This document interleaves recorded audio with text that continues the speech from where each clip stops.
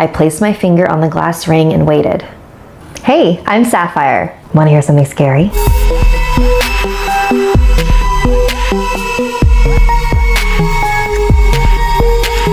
The following is an abridged version of a story posted on the No Sleep subreddit by username Won't Think Straight. Thanks for agreeing to this, Sarah. Are you comfortable? Yes, I am. Okay, why don't we start with how you're feeling right now? Numb. Just like every other day. It never gets easier. I understand. What you've been through is tough. Why don't you take some deep breaths and let's start at the beginning, okay? Is that okay with you? Let's start with Tom. All right. What can I say about Tom? I really miss him, you know? God, I really do. It's the little things, you know? Like when I pull some clothes from the wardrobe and his cologne would still linger there. Luke was the only thing that kept me going. Luke's your son, right? Yeah, that's right. It was about a year after we had him that we found out that Tom had cancer. He hadn't been feeling well, but he had been putting off seeing a doctor. There was just so much to do in those early years, starting a new life together. The doctors said if only he saw them sooner, they may have detected the cancer earlier. Then it may not have spread. Then it may have been operable. Then he might still be alive. It was hard seeing him waste away. He was so sure that Luke was going to be a sports star like his dad. He couldn't wait for Luke to be old enough for them to throw a ball around in the yard together. By the time Luke was old enough, though, Tom was already too weak to even lift a ball, let alone go outside. He would just lie in bed all day, too exhausted and weak to do anything. Instead of playing sports together, they played pen and paper games. Luke really loved playing hangman, though. He loved guessing letters at silly words or phrases his father would come up with.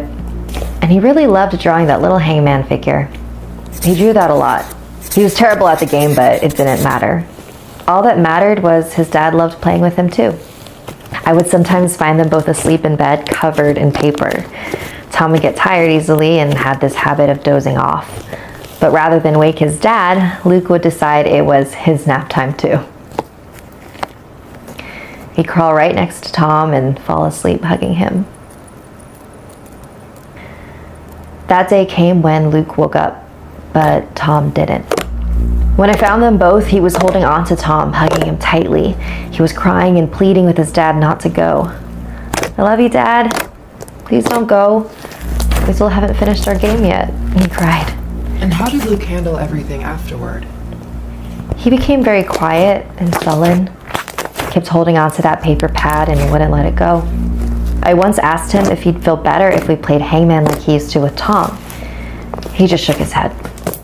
To him, it didn't feel right for anyone else to finish it. But that changed, right? Your report said... Yes, it changed. About 4 months after Tom's death, Luke bounced back to normal. I just thought it was because children are more resilient, you know? I was cleaning his room one day and found his notepad. I flipped to the last page with that unfinished hangman game.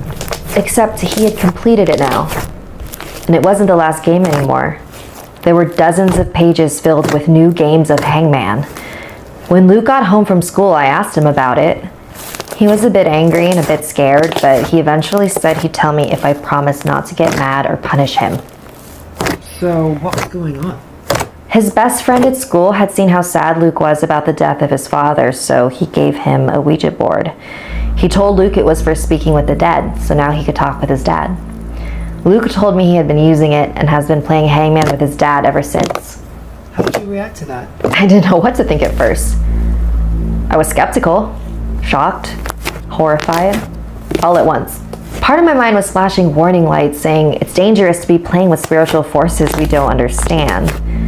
Another part was saying it's complete horseshit. But all that noise was drowned out by the only question I really cared about. Did it work? I was desperate. I wanted to talk to Tom again so badly. I would have given anything for a chance. So after Luke had gone to sleep, I took out the Ouija board and set it on the dining table. I placed my finger on the glass ring and waited. I whispered, "Are you there, Tom? Please let me know if you're there." Nothing at first. Then the ring started to move. It moved to the hello in the corner. I gasped and let go of the ring. I must have just sat and stared at that thing for like an hour as if it was possessed. Well, I guess it was, kinda. I placed my finger on it again. I asked, "Is that you, Tom?" The ring edged up to the yes in the corner. Where did I get the scar at the back of my head? The scar was hidden under my hair. No one except Tom even knew about the accident that created it. V-E-N-I-C-E. My eyes were so wet with tears. The impossible was happening. It was Tom, and we were talking. I told him I loved him and missed him so much. My finger was still on the ring as it started moving. N-O-T-M-U-C-H-T-I-M-E. What did he mean? Was he trying to say we didn't have enough time together before he died? Or that he doesn't have much time before he needs to go again? No, you left us too soon. Luke misses you too, I said. L-O-O-K-A-F-T-E-R-L-U-K-E. I am, and I will. It's been so hard without you here, you know? Or are you saying you've been looking after him? Because he says you've been playing hangman with him. I waited for a response, but the ring didn't move. I waited and waited, but it didn't respond to any more questions that night. Eventually, I went to bed. But you know what?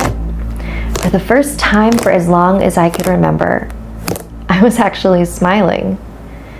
It may only have been a few words, but to me, it was everything. Did you try to contact Tom again? Of course I did. Every day I could. It was my obsession. I-M-A-L-W-A-Y-S-H-E-R-E. We talked about Luke and how he was doing in school. We talked about our honeymoon. We talked about the dates we used to go on together. F-O-R-Y-O-U. We talked about anything and everything. It was sometimes surreal. Sometimes it was even passionate. There's some funny ones, you know. He once even spelled out, I watch you shower. Another time I told him that I didn't want to go to sleep because the bed seemed empty without him. I lie beside you when you sleep. It was almost enough to make me go to bed. Can we talk about what happened that day you found Luke in his room? Oh, that. Yeah, I guess. That's what this is really all about, isn't it? That's why you're here. I figured we'd get to this part eventually. If it's not too hard to talk about. It's fine. I've gone through it 1,000 times before with the police. What's one more? Like I said, I'm numb now. It's still a blur, really. I had finished making dinner and called for Luke to come down. He usually yells back to me to tell me he's coming, but he didn't respond that day. I eventually tired of yelling and went to his room to get him. He was lying face down on the floor. His neck was twisted at an odd angle and his eyes were staring blankly at the wall. Near one hand was his pad and pen, and the damned cursed Ouija board near his other. I just kept screaming his name over and over, hoping he could hear me. I just held him in my arms. My baby. My poor precious baby. What happened to him? I was hugging him tight and kissing him. I refused to let him go. Not after losing Tom. I couldn't lose Luke too. My eyes landed on the pad he was scribbling on. He had been playing hangman again. You were never alone. I am the hangman. I had a sickening realization that it may not have just been Tom that I had been communicating with. You were warned. At least not after that first night. A sharp chill began stabbing at my heart. The last game at the bottom. A completed drawing of the hangman figure scrawled beside it. It's the last thing I remember. Inside, I'm still screaming, you know? I don't think it will ever end.